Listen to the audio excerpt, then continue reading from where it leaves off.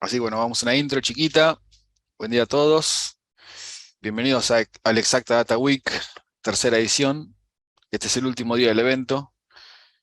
Por suerte fue una semana muy exitosa, con grandes charlas, hubo mucho entusiasmo, así que les agradezco por estar y por volver. Mi nombre es Jonas Valeta, soy gerente de proyecto y hace más de 5 años que estoy en la familia de Exacta. Les cuento que Exacta es una empresa argentina de más de 22 años de experiencia en industria del software. Trabajamos para grandes clientes en proyectos en donde se requieren capacidades tecnológicas de punta y hemos sido premiados gracias a la excelencia de nuestro servicio. Tenemos colaboradores en Argentina, en Brasil, en Colombia, Perú, Uruguay y varios países más de América Latina. Exacta está reconocida con varios premios como una de las mejores empresas para trabajar, con la encuesta Great Place to Work, y contamos con una gran trayectoria en todas las áreas de desarrollo de software. ¿Se me escucha bien? Les cuento rápidamente, para quienes no hayan asistido en los días anteriores, en esta edición del Data Week, cambiamos la estructura que veníamos utilizando en años anteriores. En las charlas previas fuimos viendo un hilo conductor relacionado con las operaciones inmobiliarias, y cada uno de los días fuimos desarrollando cada una de las fases relacionadas con datos y comentarles un posible abordaje de este tema con las herramientas que decimos utilizar. En la charla de ayer repasamos lo que es la visualización y el análisis del dato usando Superset. Así que bueno, hoy el último día vamos a usarlo para las charlas, para que usando la información obtenida se puedan comenzar a hacer predicciones usando los algoritmos de Machine Learning y también plantear algunos debates en el tema, que es un tema que está muy de moda. La idea de todo este proceso es poder mostrar el trabajo pasando por todas las fases, lo cual debería poder llevarnos eh, a nivel producto, a nivel negocio, a tener la posibilidad de tomar decisiones informadas, es decir, usando datos para tomar decisiones. Bueno, tienen una sección de Q&A o preguntas y respuestas en este Zoom, que es un Zoom webinar, así que los invito a que dejen las preguntas por ahí y la vamos a ir respondiendo a medida que pase la charla o al final de la charla con los panelistas que van a dar las mismas. Así que bueno, vamos a dar inicio a la penúltima charla. Hoy hay dos. La primera charla de hoy la va a estar dando Santiago Pasone, Gastón Aguirre y Marcos Secotti. Ellos van a hablar de Machine Learning y de qué manera lo estamos aplicando en el mercado inmobiliario. Bienvenidos, chicos. Buenas, ¿se me escucha Buenas. ahí? Hola, fuerte y claro. Perfecto. Eh, a ver, voy a compartir. Ahí no se escucha más, ¿eh?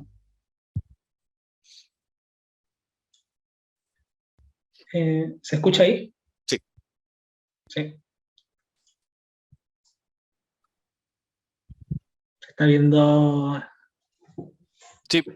¿Se ve la slide? Bueno, perfecto. Ahí Bueno, está. antes que nada, siguiendo la misma línea que Jonas, le agradecemos a todos por estar participando en este Data Week 2022 durante toda durante lo que fue toda esta semana y en esta última jornada, que junto a Santi y a Marco vamos a estar presentando esta charla vinculada al Machine Learning. Mi nombre es Gastón. Hace 5 años aproximadamente trabajo en Exacta, desde la oficina de Córdoba en Argentina, y hace aproximadamente 10 años que estoy en la industria del software, principalmente apuntado al desarrollo backend en tecnologías.net, pero también ahora inclinándome hacia el mundo del analytics y los datos. Santi, si te quieres presentar. Bueno, buenos días a todos. Antes que nada, bueno, como dijo Gastón, mi nombre es Santiago. Formo parte de Exacta hace un poco más de 4 años. También desarrollándome como programador backend y como casi la mayoría de todos, ahora también un poco más dedicado hacia el Data Analytics. Marcos. Bueno, buen día para todos. Muchas gracias por hacerse presente por acá. Bueno, como ya dijo Santi, soy Marco Secotti, soy de Paraná. Entré este año en Exacta como pasante. soy tesista de la carrera de Ingeniería Informática, así que bueno, a través de mi carrera también empecé a ver un poco la parte de datos, me empecé a interesar y bueno, me llegó esta propuesta de formar parte de la charla, así que acá estamos. Bueno, vamos a arrancar un poco. Como bien comentó Jonas, esta charla viene enmarcada en todo lo que fue el tópico que atravesó las charlas del Data Week vinculadas al mercado inmobiliario. Y en este momento, lo que nosotros vamos, antes que nada, a introducir un poco acerca de qué es el Machine Learning y dónde estamos parando para dar un poco de contexto, ¿no? En este gráfico lo que podemos ver es, Machine Learning, cómo se relaciona o cómo indica que es parte de lo que es la inteligencia artificial. La inteligencia artificial tiene que ver con todas aquellas técnicas que siempre buscaron imitar de alguna forma el comportamiento de los seres humanos. Mucho lo que vimos en las películas, mucha ciencia ficción, no solamente vinculado al software, sino muchas veces también al hardware.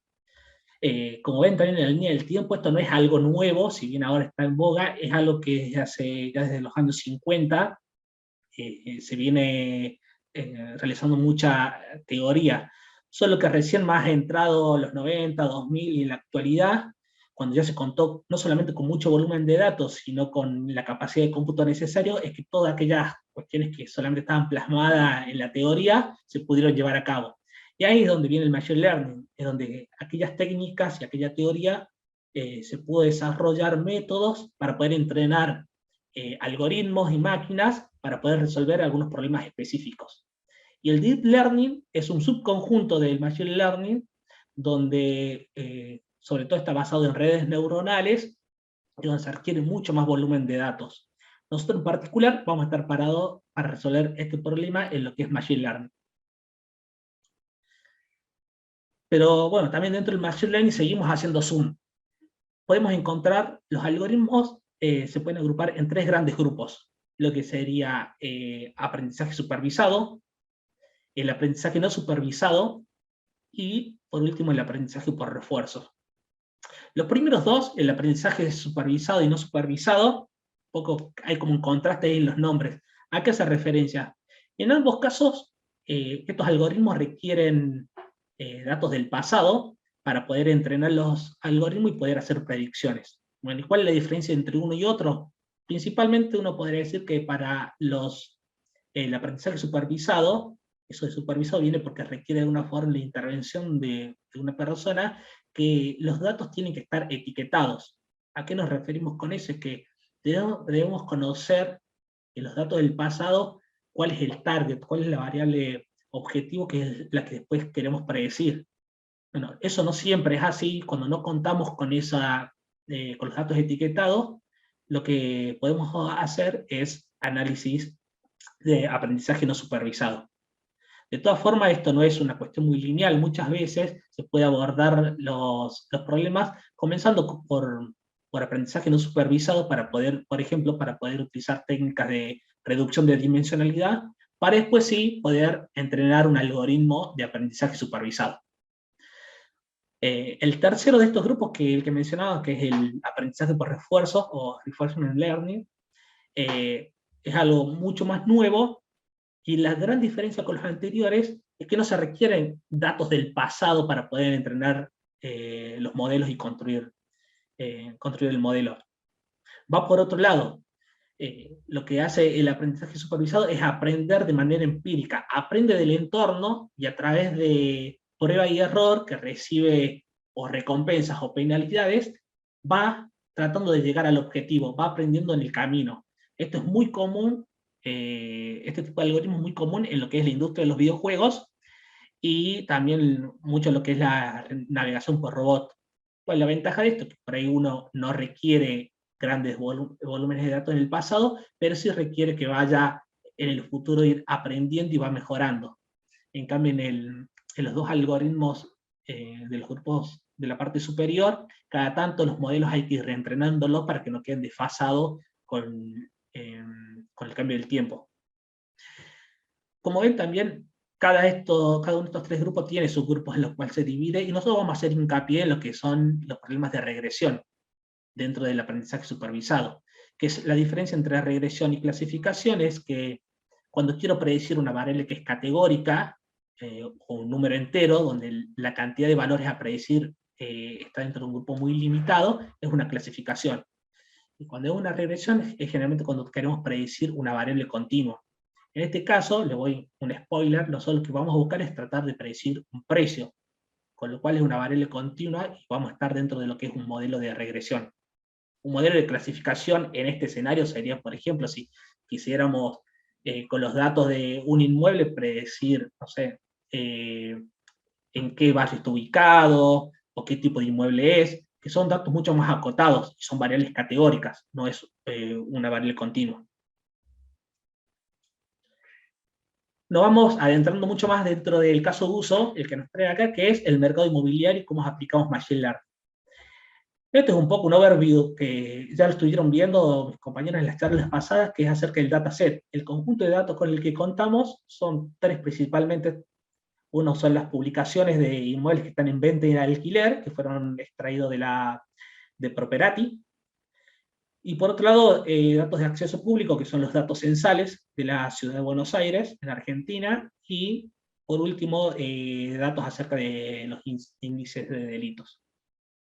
¿Qué es lo que podemos predecir con estos datos? Bueno, podremos predecir a qué precio se debe vender un inmueble o a qué precio debería ser alquilado. También podremos predecir cuánto tiempo tarda un inmueble en alquilarse o venderse desde que se publica. Y con estas se podrían hacer muchas otras preguntas. Eso es lo que tenemos que pensar en un inicio. Con este conjunto de datos que tenemos, ¿qué preguntas como científico de datos, qué preguntas le podemos hacer? ¿Qué preguntas le podemos hacer a los datos? Para este caso en particular, para seguir acotándolo más, nuestro objetivo va a ser predecir el precio al que debe alquilarse un inmueble en la ciudad autónoma de Buenos Aires. Las palabras acá están adrede, están resaltadas, es porque es muy importante al inicio de todo el proceso definir bien el objetivo. ¿Qué es lo que queremos hacer? Predecir el precio. ¿El precio de qué? Al cual tiene que alquilarse un inmueble. Esto lo destaco porque nuestro dataset contiene además precios de inmuebles que están en venta. Eso también lo mencionaron mis compañeros en las charlas anteriores, que no se pueden mezclar este tipo de datos porque se imaginarán que la dispersión de precios no es lo mismo alquilar un inmueble que vender un inmueble. Y por último, bueno, los datos con los que contamos están acotados a un área geográfica, que es la ciudad autónoma de Buenos Aires. No podemos utilizar este modelo que vamos a entrenar para predecir alquileres de vivienda en otras zonas geográficas. Entonces eso es muy importante.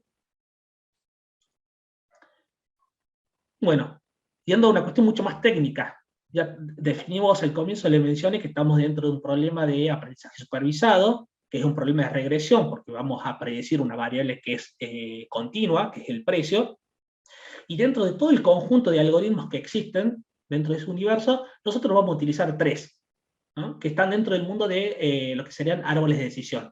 Son el Decision Tree Regressor, el Random Forest Regressor y el XGBoost Regressor. Después mis compañeros, tanto Santi como Marco, van a entrar mucho más en detalle acerca de cómo es su implementación y la diferencia entre estos tres. Bueno, en cuanto a las métricas, serían cómo vamos a medir la performance del algoritmo. Se imaginarán que para poder comparar cuál es el mejor modelo, tenemos que tener alguna metodología, alguna unidad que nos permita decir, che, este modelo es mejor que aquel otro. Y esto es una de las cosas que hay que definir al comienzo. Cuando definimos nuestro objetivo, tenemos que decir cuál es la métrica, cuál es el umbral de aceptación por el cual voy a decir, bueno, yo quiero un algoritmo que por lo menos me haga una predicción con este nivel de precisión. Nosotros, para llevar a cabo este ejemplo, vamos a utilizar estos 4 algoritmos. Tanto Santi y también como Marco más adelante van a explicar y van a desarrollar cómo es el cálculo de cada uno y cuál vamos a utilizar para definir cuál es el mejor modelo. Y acá nos vamos a adentrar un poco en el proceso. Quienes hayan estado en las charlas anteriores, esto no debe ser algo nuevo, ya en charlas anteriores se ha presentado este gráfico, y Ale también en la charla que sigue seguramente va a contar un poco también acerca de cuál es el proceso de la metodología CRISP, que es como uno de los estándares de metodologías cuando uno trabaja con proyectos guiados o basados en datos. En las etapas anteriores se trabajó mucho sobre el conocimiento del negocio y lo que estuve mencionando hasta ahora, que es poder conocer el dataset, qué datos contamos, de qué tipo, qué nos informan. Esto es toda la etapa intermedia, y sobre todo ahora me voy a centrar en estas dos, que es un poco lo que se desarrolla acá a la izquierda en el texto, que es la preparación de los datos, el modelado y un poco también la evaluación. En las charlas anteriores un poco de la preparación de los datos se habló, se hicieron determinadas transformaciones y se tomaron los datos del origen de los datos, que son los tres que les comenté hace rato, y se hicieron la ingesta y se introdujeron a una base de datos. Nosotros para realizar la predicción vamos a partir de los datos que ya están en la ingesta, ¿no? Que ya están en la base de datos SQL Server. Pero no nos vamos a quedar con eso, sino que para poder resolver nuestro objetivo en particular, que tenemos un problema en particular, vamos a tener que realizar otras transformaciones. ¿Por qué no se realizan en una etapa anterior? Porque se imaginarán que después los datos que están en la base de datos son de propósito general, también se pueden utilizar para resolver otros problemas vinculados al mercado inmobiliario, con lo cual no sería conveniente realizar transformaciones mucho más específicas y guardar en la base de datos, sino que se van a realizar recién en esta etapa. Eso después también Santi va a entrar y le va a mostrar algunos tipos de transformaciones que hicimos acerca de imputación de datos faltantes, cómo transformar para que algunos algoritmos pueden trabajar con determinados tipos de datos y otros no. Bueno, todas esas cosas hay que hacerlas en esta etapa para poder entrenar el modelo, y esto que vemos acá hace referencia a las iteraciones. Es como un ciclo. Hacemos transformaciones de las variables, seleccionamos algunas, entrenamos un modelo, vemos qué métricas nos dan, y volvemos y damos otra iteración, tratando de encontrar el mejor modelo posible. Después realizamos una evaluación teniendo en cuenta el objetivo del negocio, y una vez que encontremos el mejor modelo se hace el despliegue en producción. Todo también sobre esto va a volver más adelante en la siguiente charla Alejandro.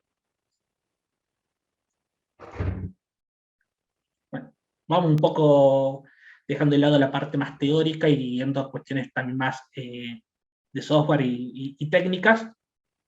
¿Qué herramientas o tools y librerías utilizamos nosotros o se utilizan en el mundo de los datos? Algunas de estas también fueron mencionadas por mis compañeros en las charlas anteriores, y nosotros en particular, bueno, utilizamos Python, que es uno de los lenguajes que hoy son el estándar para dentro del mundo del Machine Learning, y la librería NumPy o NumPy, que es la librería que se utiliza para el manejo y procesamiento de array de números. Y después, en estos 4 agrupamientos de librerías para visualización de datos, utilizamos sobre todo Matplotlib, en nuestro caso. Para la manipulación de los datos utilizamos Pandas, sobre todo, y un poco de SQL Alchemy. En la parte de procesamiento de datos, nos centramos en la librería Scikit-learn, que es la que nos provee los algoritmos para los 3 algoritmos de árboles de decisión que les comenté en la slide anterior. Y en la parte del entorno de desarrollo en Python utilizamos Jupyter Notebook, que también lo mostraron creo mis compañeros en las charlas anteriores, basado en la suite de Anaconda. Que la ventaja que tiene Anaconda es que ya es una suite que te provee todos estos paquetes de librerías para que no tengas que estar instalándolos por separado. Es una suite que fue creada justamente para trabajar en el mundo de la ciencia de datos. Pero, como dice acá, como no todo es software, hay otros conocimientos que el científico de datos tiene que tener como background para poder encarar este proyecto, que son conocimientos de álgebra, de probabilidad y estadística, para poder interpretar los resultados de los modelos, y sobre todo en la etapa de análisis de los datos. Y por último, bueno, tener cierto conocimiento del dominio, ¿no? Cierto conocimiento del negocio, en este caso del mercado inmobiliario, que siempre nos podemos apoyar en otras personas. Ahora sí le voy a pasar la posta a Santi, que va a entrar un poco ya en la cuestión más de aplicación directa. Santi. Bueno, gracias, Gasti.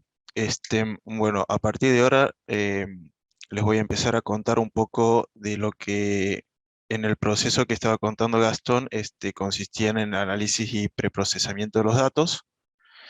Pero antes que nada, queríamos contarles un poco acerca del workflow que utilizamos nosotros a la hora de tratar con nuestro dataset. Como podemos ver, en principio obtenemos nuestro dataset de nuestra base de datos, que fue previamente cargada por los equipos de ingesta de datos. Una vez que tenemos cargado nuestro dataset, lo que pasamos ahora es hacer un poco de tratamiento de datos. Esto consiste en analizar, determinar si hay nuevas variables para agregar, limpiar y eliminar datos faltantes o atípicos. Una vez que tenemos ya nuestro dataset tratado, lo que procedemos ahora es dividir en dos subconjuntos de training testing y otro de validación, para que luego, a través de una feature selection que luego Marcos más adelante les va a contar un poco acerca de cómo seleccionamos las features de mayor importancia en nuestro modelo, procedemos a hacer otra separación más con nuestro dataset de training testing y validación ya preparado para ser ejecutado en nuestro modelo. ¿Cómo hacemos? Metiendo por un lado las X en nuestro modelo y utilizando las Y para obtener la ponderación y determinar la performance que va a tener nuestra predicción. Habiendo dicho esto, empezamos por la primera etapa, que es el análisis de los datos. Hay que hacer una aclaración que esta etapa es muy importante en el proceso de predicción o de ejecución de algoritmos de Machine Learning, porque la calidad de nuestro dataset repercute directamente en la calidad de nuestra predicción. Por eso, este es un trabajo muy importante. Nosotros, particularmente por las características de nuestro dataset, nos dedicamos a las tareas de feature engineering, como identificar la identificación de outliers, imputar valores nulos o faltantes, realizar transformaciones en base a la distribución que tiene cada feature y sus datos, creación de nuevas features que nosotros pensamos que sean importantes y utilizar la técnica de one-hot encoding para transformar features del tipo categórica a otras del tipo continuo. Antes que nada, también quiero hacer una pausa para mencionar que para los que no están muy acostumbrados al término de feature, que se usa mucho en Machine Learning, para darle una mirada más ilustrativa a lo que sería una base de datos, correspondería a lo que es una columna de nuestra base de datos. Es una feature, un atributo de nuestro dataset. Habiendo dicho esto, entonces empezamos por la identificación de outliers. En esta etapa nosotros vamos haciendo un análisis por cada feature de nuestro dataset para determinar cómo es la distribución de los valores que tiene cada una. Identificar outliers significa encontrar errores de carga, por ejemplo. Ahí tenemos un ejemplo, por ejemplo, que estemos analizando una feature de edad. En el caso de que tenga 160 años, por ahí es un poco extraño que esté presente ese valor en nuestra feature. Entonces, bueno, podría linkearlo con un problema de error de carga en estos valores.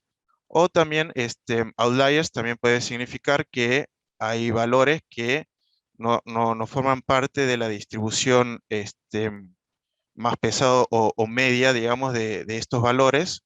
Entonces, hay que tratarlos estos datos para que nuestra predicción sea aún mejor.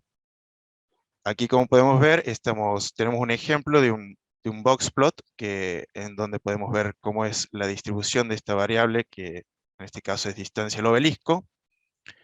En que podemos ver que a la izquierda todos los círculos que están como negritos a la derecha, eso correspondería a lo que serían outliers, y posteriormente van a ser tratados, que lo vamos a ir ejemplificando en las slides. Siguiendo el ejemplo pasado, otra técnica que llevamos a cabo en nuestro dataset es la transformación logarítmica. Justamente como veíamos en el ejemplo anterior, esta feature presenta muchos outliers para el lado derecho, digamos, de la gráfica. Entonces, una buena práctica en este caso es aplicarle logaritmo a los valores de esta feature para así normalizar la distribución. Un ejemplo de código que utilizamos lo podemos ver ahí en la slide, y el boxplot, después de haber realizado esta aproximación logarítmica, vemos que la distribución es mucho más normal a lo que podría ser antes. Y los outliers fueron estandarizados. Luego tenemos la imputación de valores nulos o faltantes. Esto también, todas estas etapas tienen igual importancia porque en muchos de los algoritmos de Machine Learning, y más particularmente en los que estamos usando nosotros, que fueron los tres que mencionó Gastón, no acepta valores nulos ni valores vacíos. Entonces, también siempre hay que intentar de imputarlos. Hay muchas formas. Una forma podría ser filtrar directamente esos valores para que no aparezcan en nuestro dataset. Otra forma sería reemplazar estos valores por algunos valores que estén de acuerdo a los valores que presenta nuestro dataset. En nuestro caso particular, en algunos utilizamos, chequeamos que valores que sean nulos o faltantes, por ejemplo, reciben el valor de 0, como la cantidad de baños, por ejemplo, o también valores nulos. Luego, la siguiente técnica que llevamos a cabo en nuestro dataset, y la última, es one-hot encoding. Esto se presenta también por las características de los algoritmos presentados. A excepción de decision trees, los otros algoritmos no aceptan variables del tipo categóricas. ¿Qué quiere decir estas variables categóricas? Que tienen diferentes valores a lo largo de la feature, digamos. Entonces, lo que tenemos que hacer es aplicar una técnica de one-hot encoding, que lo que hace es transformar estas variables categóricas a numéricas. Si vemos a modo de ejemplo la imagen que tenemos para explicar qué es lo que hace one-hot encoding, como podemos ver, tenemos una columna o feature color con tres valores diferentes, red, blue y green. Y lo que hace one-hot encoding es transformar estas variables en columnas y asignarles el valor 1 cuando sea correspondiente al valor de la observación. Bueno, en el código que tenemos a mano derecha sería una implementación de one-hot encoding. Hay librerías que lo facilitan aún más a este proceso. Nosotros procedimos a hacer un one-hot encoding manual por el hecho de las características de nuestro dataset, más particular en la feature de tipo inmueble que ven en la pantalla, que para cada valor había diferentes formas de tipeo dentro del dataset. Entonces lo más conveniente era hacer un one-hot encoding de forma manual para así evitar que se nos pasen algunos de los valores que puede llegar a tener cada nivel de la variable. Habiendo dicho esto, estas son las tareas que llevamos a cabo para realizar la limpieza y el análisis de nuestro dataset. Y bueno, ahora le paso a Marcos el hilo de la presentación para que les cuente un poco acerca de cómo seguimos. Bueno, muchas gracias, Santi. Entonces, bueno, como se puede ver ahí, ahora llegamos a la etapa de entrenamiento del modelo. Este entrenamiento se aplica prácticamente igual para los tres modelos, con una sutil diferencia que ahora voy a mencionar, pero bueno, como se aplica de manera muy similar, es que voy a mostrar el entrenamiento para uno de los modelos, en este caso el XGBoost. Entonces, bueno, como bien mencionó Gastón, se realizan una serie de iteraciones en la que en primer lugar se entrena el modelo con parámetros por defecto, como es el caso de la imagen 1, y acá podemos suponer que ya hicimos todo este feature engineering que mencionó Santi recién, para luego entrenar el modelo y ver su resultado. Posteriormente, lo que hacemos es una optimización de hiperparámetros como se puede ver ahí en la imagen 2, sobre todo en la parte recuadrada en rojo, en la que se busca justamente obtener los hiperparámetros que arrojen el mejor resultado posible. Acá aparece esta pequeña diferencia que mencioné en los tres modelos, y es que, como vemos ahí en la parte de Space, que es en donde se define un rango posible de valores para cada hiperparámetro, como cada modelo tiene sus propios hiperparámetros, esa definición varía en cada caso. Por ejemplo, en este caso en XGBoost, se buscó optimizar la cantidad de árboles, que es este NEstimators que se puede ver ahí, y la máxima profundidad de cada árbol, que es la otra propiedad que aparece. Entonces, lo que buscamos a partir de acá es una serie de modelos XGBoost con hiperparámetros que dan muy buenos resultados para todas las pruebas. Entonces lo que hacemos es ordenarlo del mejor resultado al peor. Acá decimos peor entre comillas porque sería como el peor resultado dentro de los mejores. Y entonces, luego de eso lo que hacemos es tomar los 5 mejores modelos y extraer las variables con mayor importancia de esos 5, como se ve en la imagen 3, en la función esa de obtener mejores importancias. Sin embargo, ahí vemos que no se seleccionan los índices del 0 al 4, como había dicho, se ordena del mejor al peor.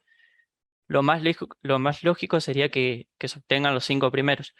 Pero bueno, se eligen unos determinados índices, ya que puede ser que en algunos modelos su resultado no sea el mejor, pero aún ese resultado sigue siendo muy cercano al mejor y tiene la ventaja de no usar valores extremos en los hiperparámetros, que esto es algo que suele traer muchos problemas. Es decir, generalmente los mejores resultados se obtienen con valores de hiperparámetros muy grandes o muy chicos, es decir, que están muy cerca del límite del rango definido, en este caso de a 2 o 200, por ejemplo. Y esto puede causar problemas como es el sobreentrenamiento, que significa que un modelo se aprende con demasiado detalle los datos de entrenamiento y cuando llega un valor nuevo no es capaz de predecir el valor de salida. Esto suele ocurrir generalmente cuando los valores de hiperparámetros son demasiado grandes. Bueno, y finalmente, una vez que obtuvimos las mejores variables, volvemos a optimizar nuestro modelo solo para esas variables, es decir, hacemos algo similar al paso 2. Y por último, se prueba el modelo con un set de datos de validación que es igual al paso 1, solamente que se cambian los datos de testing por estos datos de validación. Bueno, ahora pasando a la siguiente slide, vamos a ver la selección del modelo ganador. Como bien mencionó Gastón, para seleccionar el modelo ganador utilizamos la métrica MAPE y vamos a ver un poco por qué.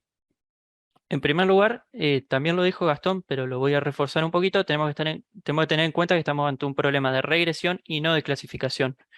Esto es muy importante porque quizás, o no, quizás muchos de ustedes han escuchado hablar de métricas como la accuracy, recall. Son todas medidas que evalúan el desempeño de un algoritmo de clasificación, ya que, por ejemplo, el accuracy nos dice del total de pruebas que hicimos, cuántas dieron el resultado correcto. Por lo tanto, en estos casos de clasificación se hace evidente que la cantidad de salidas posibles deben ser acotadas. Ahora vamos un poquito a nuestro caso. Para la regresión, entonces tenemos un caso como el del gráfico de la derecha, donde tenemos que buscar que una función se ajuste lo más posible a los datos de salida. En ese caso podemos ver un caso simple de regresión lineal, pero bueno, se puede tomar esta idea para extenderla a casos de regresión múltiple, en el que vamos a tener tantas dimensiones como features tenga nuestro modelo. Entonces, bueno, dentro de estas medidas de desempeño para regresión, ya dijo Gastón, tenemos varias. Tenemos el MAPE, el MAE, MSE, etcétera. Son muchas. Son todas medidas del error entre el valor real y el valor predicho.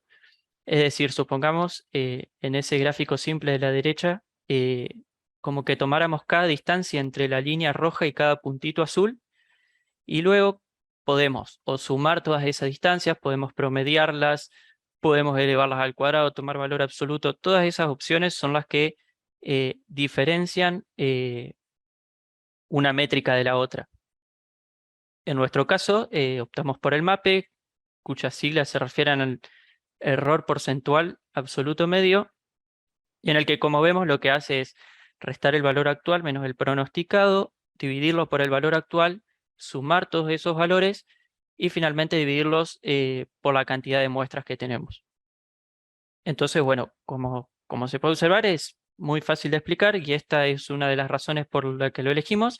Y la otra es que es una medida que no es tan sensible a desviaciones, sobre todo desviaciones grandes entre el valor real y el valor predicho, como puede ser, por ejemplo, el error cuadrático medio, ya que si pensamos el error cuadrático medio como una sumatoria entre el valor real y el valor predicho, una resta entre el valor real y el valor predicho, y eso elevado al cuadrado, si tenemos una diferencia que ya es un poquito grande entre el valor real y el predicho, y a eso lo elevamos al cuadrado encima, es una distancia muy grande, y es por eso que en esos casos se hace sensible a desviaciones grandes.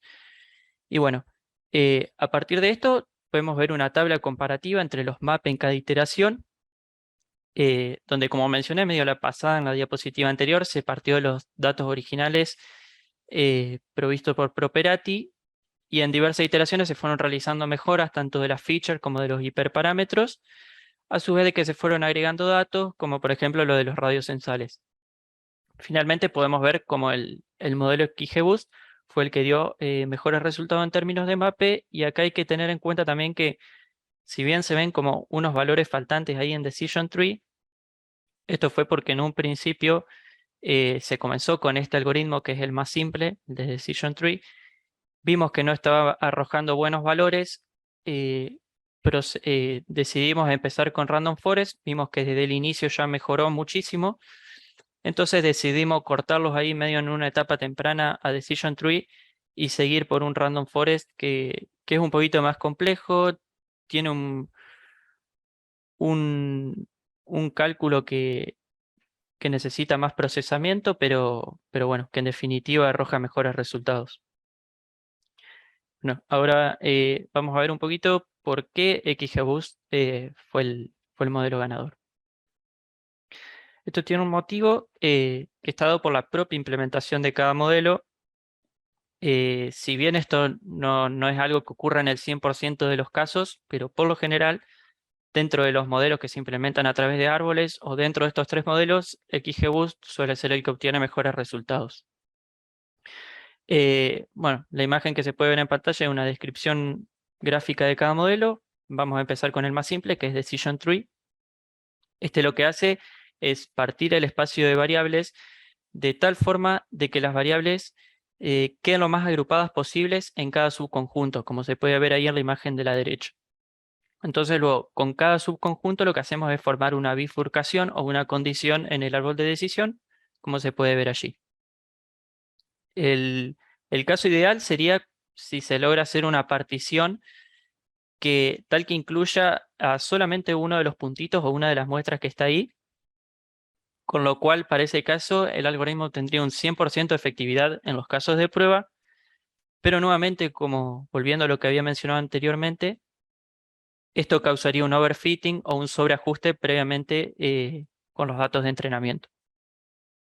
Entonces, bueno, por un lado tenemos el Decision Tree, que acabo de mencionar. Luego viene el Random Forest, que es el de la parte de abajo de la imagen, ahí como está señalando Gastón, que lo que hace es seleccionar grupos de variables al azar y con eso formar un árbol. Entonces, por ejemplo, por dar un ejemplo, si tuviéramos 150 features, se puede partir en 3 árboles de 50 features, todas seleccionadas al azar. Entonces, cada árbol hace su procesamiento similar al Decision Tree y da un resultado que al final el resultado de cada árbol se promedia y eso da un resultado final. Esta aleatoriedad que se introduce al elegir las features para cada árbol es lo que hace que mejore un poco el resultado, en este caso en términos de mape, pero en general de la mayoría de las métricas, ya que en Decision Tree, si nosotros le damos un conjunto de datos y formamos este árbol, esto es 100% determinístico, en todos los casos nos va a dar el mismo árbol, mientras que la aleatoriedad introducida en Random Forest hace que en cada caso sea un árbol distinto. Finalmente, llegamos a XGBoost, que es el de ahí, el de la derecha. Entonces, este es similar a Random Forest, con la diferencia de que arma los subárboles de manera secuencial. y lo que hace es calcular el error en el resultado en el primer árbol y lo introduce en el segundo para intentar mejorarlo y así sucesivamente. Entonces, bueno, justamente esta serie de pasos en la que se va complejizando este decision tree que había empezado muy simple en un solo árbol, bueno, esta complejidad que se agrega hace que se obtengan mejores resultados. Y bueno, ahora vamos a pasar a la última parte, en la que llegamos a algunas gráficas que obtuvimos en la fase de desarrollo, en la que buscamos, por ejemplo, obtener el shape de las variables. Esto lo que nos indica es la importancia de cada feature en el modelo entrenado. Ahí tenemos una gráfica del shape sobre un modelo en particular del XGBoost con todas las variables y sus hiperparámetros optimizados. Es decir, lo que estamos viendo son la importancia de las variables en el mejor modelo que obtuvimos. Como vemos, se destaca como la feature con mayor importancia a la distancia al obelisco en kilómetros, para la cual podemos obtener otro tipo de gráfica que la que se muestra ahí arriba a la derecha, y donde podemos ver en el eje X los distintos valores de distancias que se le suministraron como dato al modelo, y de acuerdo a cada uno de esos valores, qué importancia tomó esta variable en el modelo. Podemos ver una cuestión quizás media lógica, es que cuanto más cerca del obelisco, es como que va a ser más importante. Si está cerca, digamos, va a tomar mucha relevancia ese valor de que está cerca, y en este caso le va a subir el precio, pero podría ser en otro caso que le baje, si no fuera a la distancia del obelisco, sino a otro lado, por ejemplo. Pero bueno, resulta lógico que si está cerca del obelisco se destaque la importancia de ese valor. Y bueno, por último tenemos otro tipo de gráfica llamado gráfico de cascada, que nos ayuda a analizar el resultado obtenido para el mejor modelo con determinados hiperparámetros. Es decir, con tamaño de cada árbol, cuántos árboles, estos hiperparámetros que mencioné antes. Entonces, esto nos indica, de acuerdo al valor esperado del precio de alquiler, cómo se modifica este valor según determinados valores de las variables de entrada.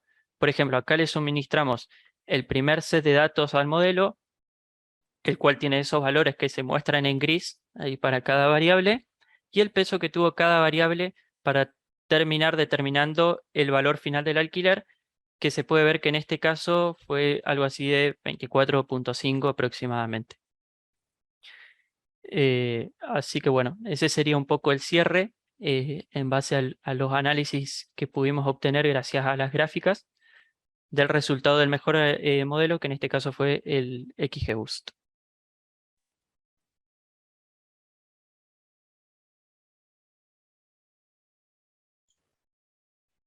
Bueno, Se aceptan estamos preguntas. abiertos a preguntas, a una consulta que haya sobre lo Bueno, que muy bueno, estuvimos chicos. presentando. La verdad que es excelente. Muchas gracias. Van llegando las preguntas, a ver.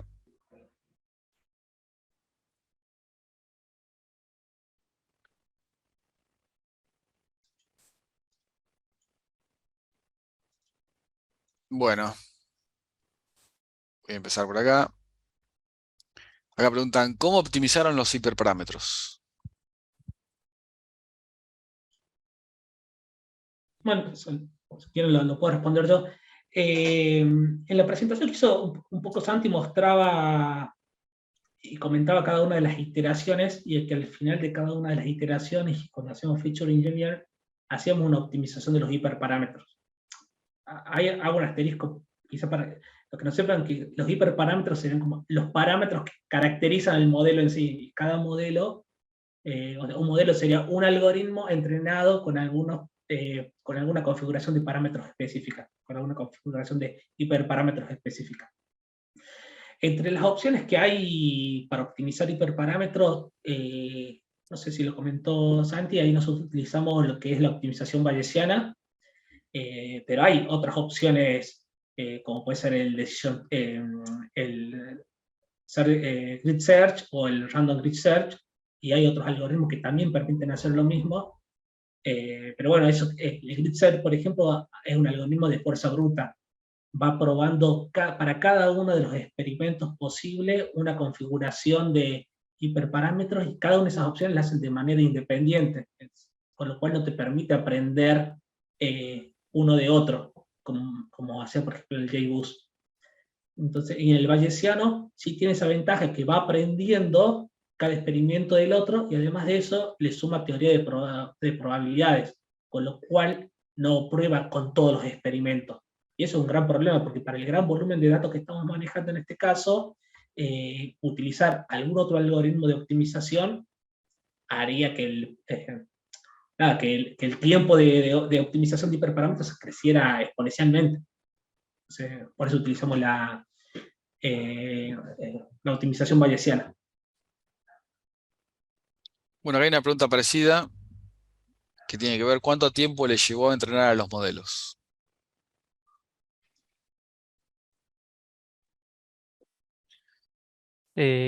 Bueno, eso depende bastante de la complejidad de cada modelo, ¿no? Como mencioné en un momento, empezamos con un decision tree que es bastante simple. Ese, bueno, quizás en unas horas, teniendo en cuenta toda esta optimización bayesiana y demás cálculos extras que necesitamos hacer, quizás un par de horas. Después se complica un poco con el random forest. Ahí quizás ya pasamos a, podríamos decir, una noche dejando corriendo el modelo. Y todavía más complejo con XGBoost, quizás ya podemos hablar de un día entero, de unas 24 horas para que termine de correr por completo. Sobre todo teniendo en cuenta que XGBoost es secuencial, a diferencia de Random Forest. Entonces, bueno, lleva sus buenas horas. Bueno, acá hay otra pregunta. Al final, lo que le dio mejores resultados fue usando todo el dataset. ¿Pasa seguido eso en los proyectos? Hay un comentario, es qué frustrante puede ser eso.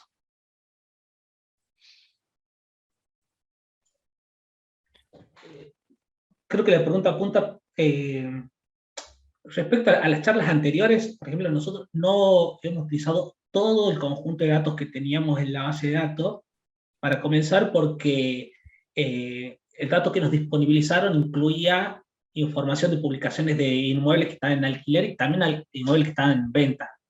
Así, ahí ya hicimos un primer filtro, solamente nos quedamos con los alquileres, con los inmuebles que estaban en alquiler, porque si no sería introducir ruido y llegar a mala predicción, utilizar algo que no tiene nada que ver con lo que estamos con nuestro objetivo.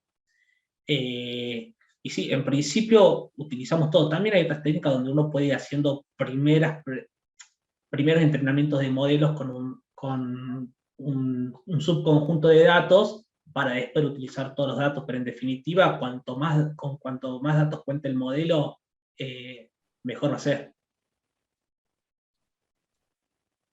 Bueno, Sí, además de destacar que si bien dice todos los datos, todos los datos no lo íbamos teniendo desde un principio porque a medida que íbamos iterando íbamos trabajando en el dataset que iba correspondiente a esa iteración, digamos.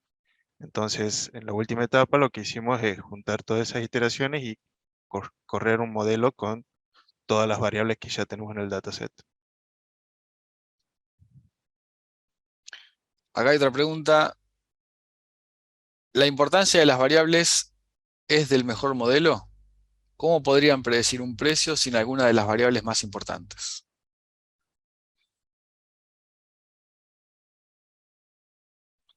Sí, es la del mejor modelo. Se podría predecir, se puede predecir, obviamente, si le sacamos las variables con mayor importancia, el modelo va a tener un rendimiento peor, llamémosle.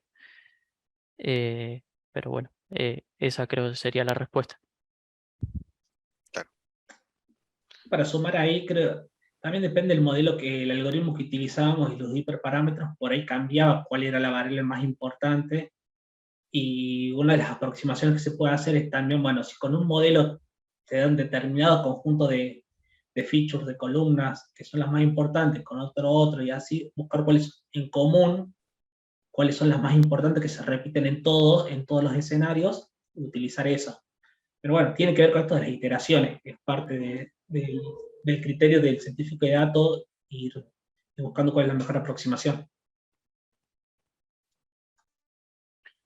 Bueno, sí. También, bueno, para destacar que, bueno, toda esta semana, todo lo que tiene que ver con la ingesta, transformación y la predicción, de nuevo lo hicimos con los datos de Properati, así que es una base de datos muy completa. Así que, bueno, gracias a eso también, a que Properati cede esos datos para ese tipo de iniciativas, es que también este tipo de ejercicios se pueden hacer. Así que, bueno, muchas gracias a Properati por proveer ese tipo de información y dejar los datos disponibles. Acá hay una pregunta un poco distinta y tiene que ver con un poco más la metodología. ¿Cuál fue la parte más difícil de trabajar en equipo?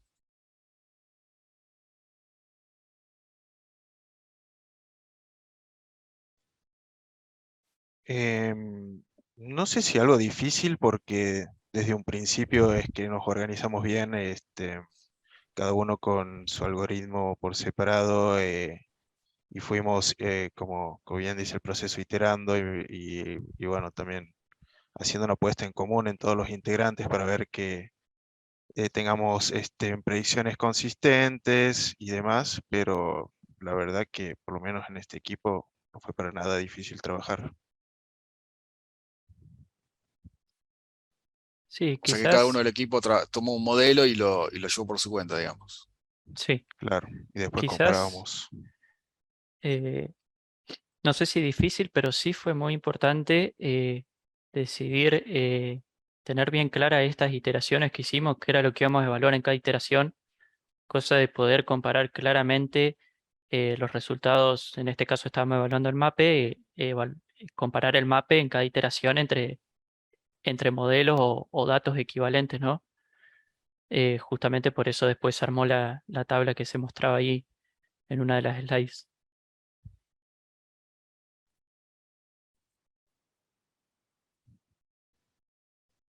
Bueno, a ver acá. Acá dice Francisco, ¿utilizaron cross-validation con todos los datos de entrenamiento? O sea, train y validation.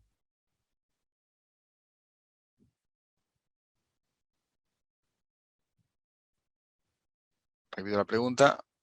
¿Utilizaron cross-validation con todos los datos de entrenamiento? Los de entrenamiento y los de validación. Los de entrenamiento y test, sí usamos cross-validation. No estoy seguro en validación. Creería que sí usamos. No lo tengo bien presente ahora. Depende por ahí cada caso. Yo en el caso del Decision Tree sí en las primeras etapas, pero después más adelante no, porque tenemos la suficiente eso hace que se te eleve mucho el tiempo exponencial para poder hacer el proceso, porque hace una especie de fuerza bruta todo contra todos. Eh, y por ahí cross-validation se utiliza mucho cuando no contás con muchos registros de datos, entonces no te queda otra que hacer esa validación cruzada, como dice el nombre del algoritmo. Yo lo hice en una primera etapa y después lo descarté. Bueno, acá hay otra pregunta de Lautaro. ¿Probaron una regresión lineal múltiple o largaron directamente con los algoritmos de árboles?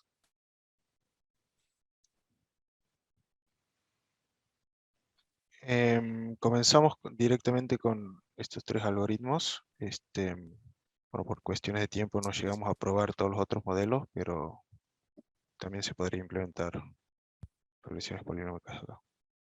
Sí, la idea era tomar, bueno, en este caso que teníamos poco tiempo, tres modelos que se puedan explicar y que sean más o menos de la misma familia. Entonces, bueno, surgieron estos tres.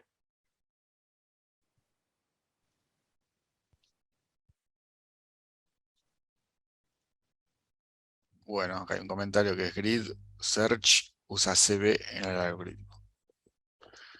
Cross Validation será, ¿no? Bueno, nos estamos acercando al final. Les voy agradeciendo por ahora. En un minutito comienza la otra charla, vamos a empezar puntual. Aprovecho para bueno, comentarles que durante la semana estuvimos viendo todos los días el proceso de ingesta, tratamiento de datos, manipulación, transformación. Ahora les voy a pasar en el chat el link que se pueden bajar para obtener el entorno con Docker y poder también ustedes un poco empezar a trabajar con esto, a quienes les interese. Y bueno, en unos minutitos arranca la charla, otra charla de Machine Learning que la va a dar Ale Roulier.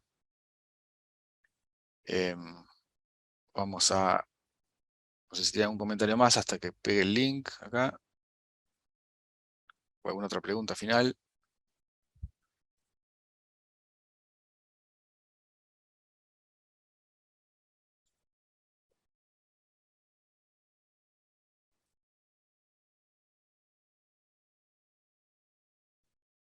Sí, la charla siguiente es en minutos en esta misma Zoom. Bueno, ahí pasé en el chat el link del repo para obtener todo esto. Este repo corre tanto en Windows como en Linux, así que pueden experimentar con eso. Bueno, aprovecho la placa que dice que en el sitio de Exacta pueden postularse quienes quieran formar parte de la familia de Exacta. Hay varias búsquedas abiertas, así que los invito también a formar parte de la familia y dejar sus datos en careers.exacta.com o por mail a recruiting@exacta.com.